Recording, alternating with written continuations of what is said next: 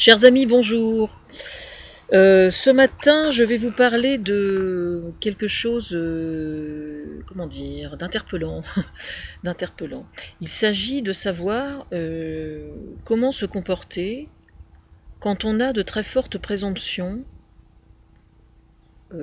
auprès de quelqu'un qu'on connaît, que ce soit quelqu'un de la famille ou que ce soit un voisin, que ce soit quelqu'un qu'on connaît dans le cadre professionnel.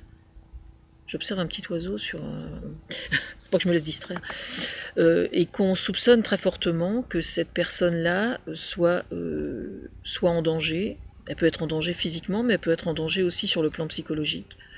Parce que malheureusement,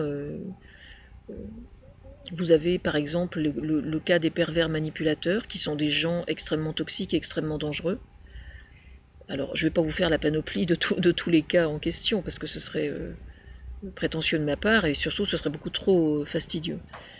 Le problème n'est pas là. Le problème consiste à savoir comment se comporter quand on observe certaines choses, ou que l'on ressent certaines choses, un danger pour quelqu'un d'autre, et qu'est-ce qu'on doit faire? Est-ce qu'on doit faire quelque chose ou pas? Moi, je pense que oui. Il n'est pas question d'intervenir, parce que on peut se retrouver, quand on détecte quelqu'un qui est profondément dangereux ou malsain, on peut parfaitement se retrouver devant le fait d'avoir détecté quelque chose que d'autres n'ont pas détecté, par exemple, et que vous vous trouviez en danger physiquement, au point qu'il puisse vous faire du mal physiquement, quoi. Vous trucider, vous péter la gueule. Donc il n'est pas question d'agir comme ça, c'est pas du tout comme ça qu'il faut faire. Alors moi, ça m'est déjà arrivé à plusieurs reprises de le faire. Je l'ai fait parce que il se trouve que les personnes les plus proches n'avaient pas le courage de le faire. Et il se trouve que la première fois que je l'ai fait, c'était au sujet d'un enfant que je soupçonnais d'être en danger. Et puis il se trouve que j'ai eu des nouvelles après et je m'étais inquiétée pour rien, en fait. Donc j'étais contente. J'étais contente de moi parce qu'en fait j'avais fait mon devoir. Voilà.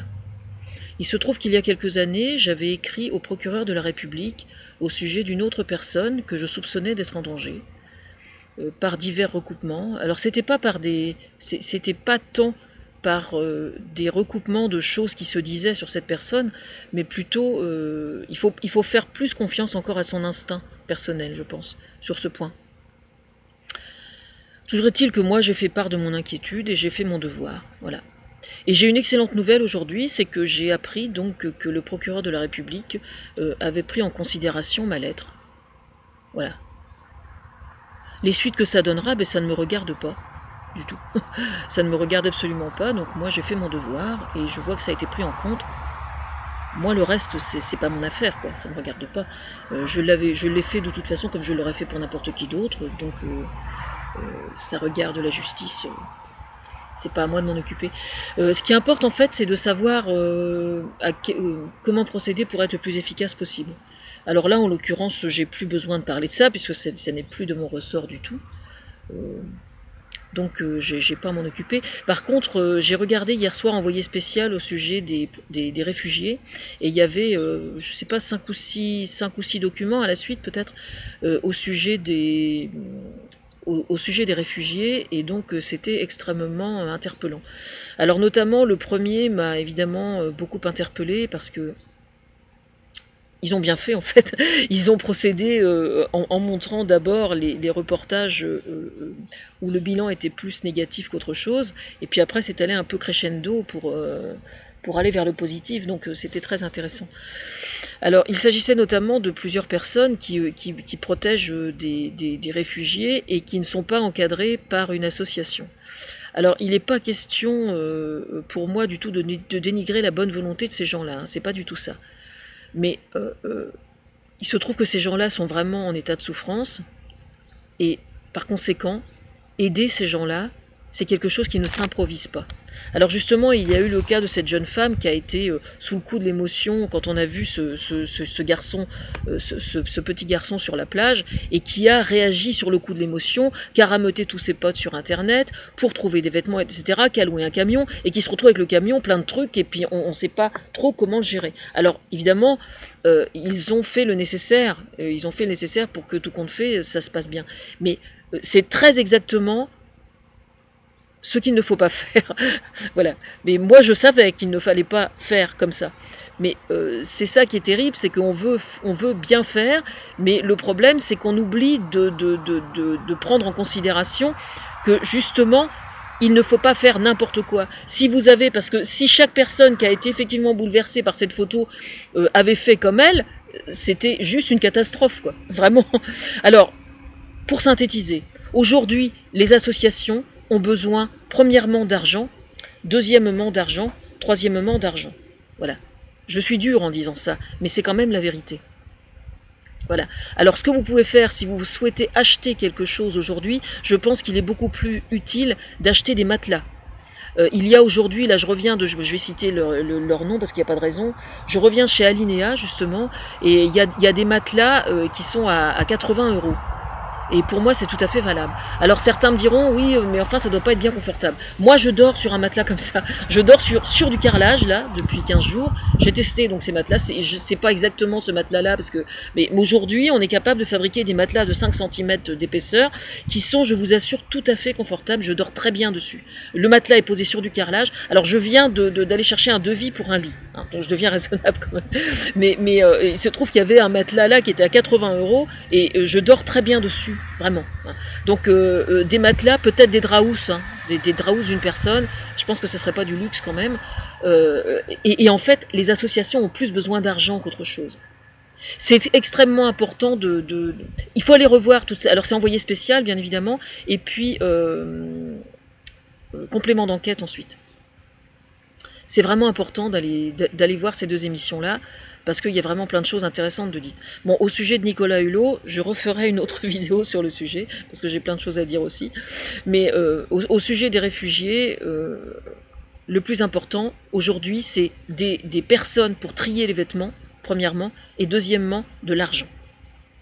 Donc vous avez la possibilité, peut-être, de prendre contact avec les associations. Alors il n'est pas question, attention, parce que vous pourriez aussi dire oh ben, je vais fabriquer des choses et puis je vais récolter l'argent et puis après la donner.